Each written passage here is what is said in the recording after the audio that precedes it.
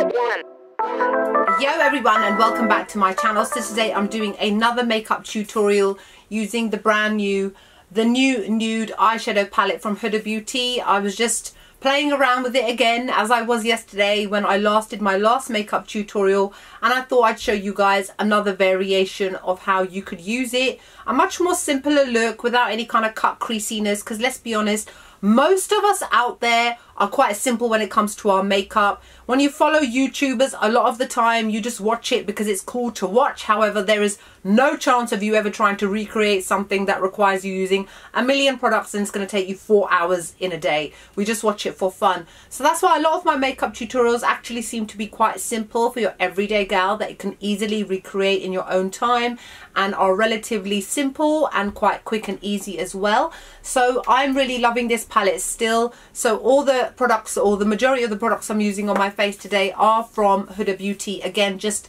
for consistency's sake. So what else can I say?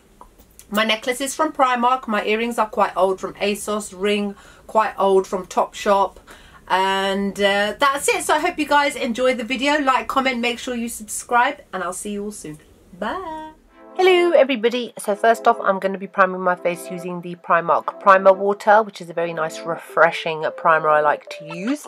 Now we are using the Huda Beauty Nude eyeshadow palette, and I'm first using the concealed concealer base all over my eyes, or mostly on the lid, because I've kind of got concealer on my eyebrows already, or the eyebrow bone area from when I did my eyebrows earlier.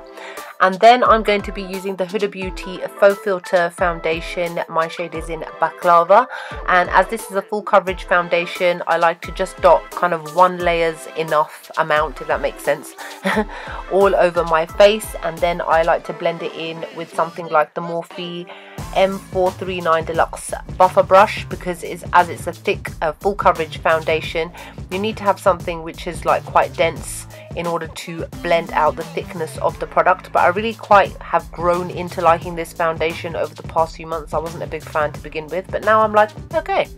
And now I'm using the Overachiever concealer, also from Huda Beauty, and my shade is in Graham Cracker. Because it's got like that metal tip, I don't find it as easy to kind of drag under the eye, so I like to do it quite gently.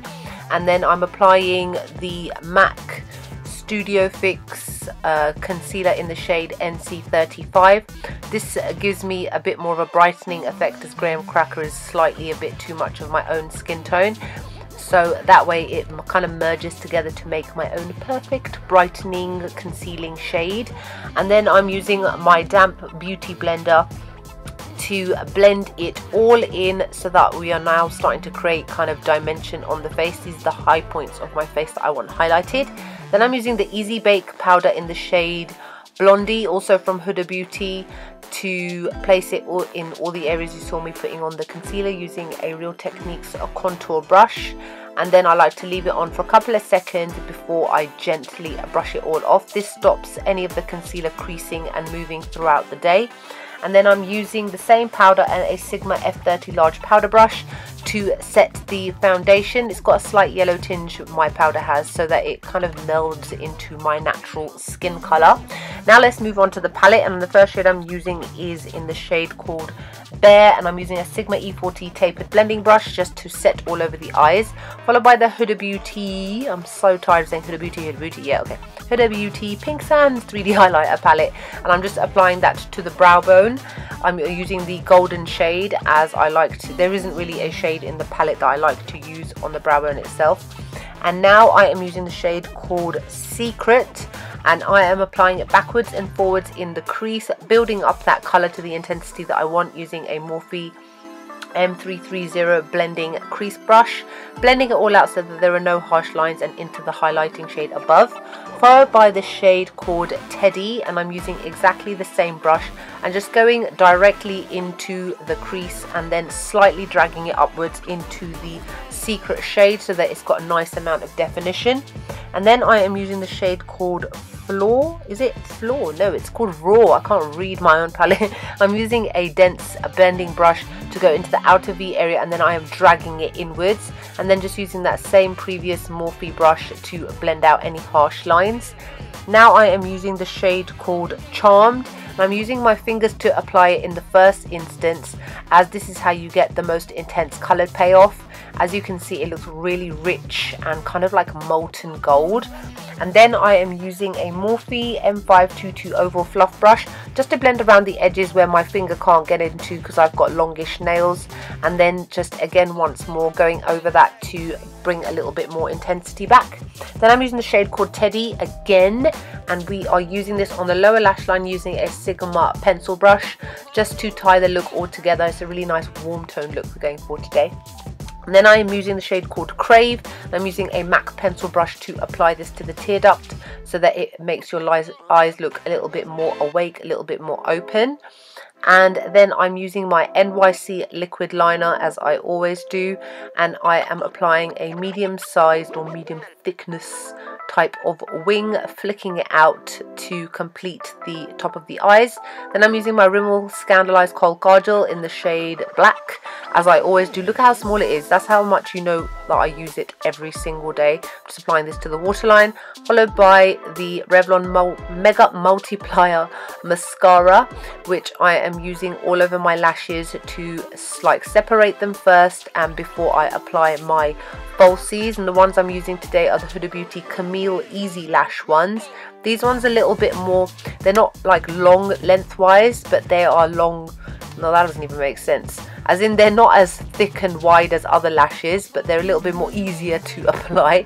And then that's it. My eyelashes are done, or my eyes are done as well.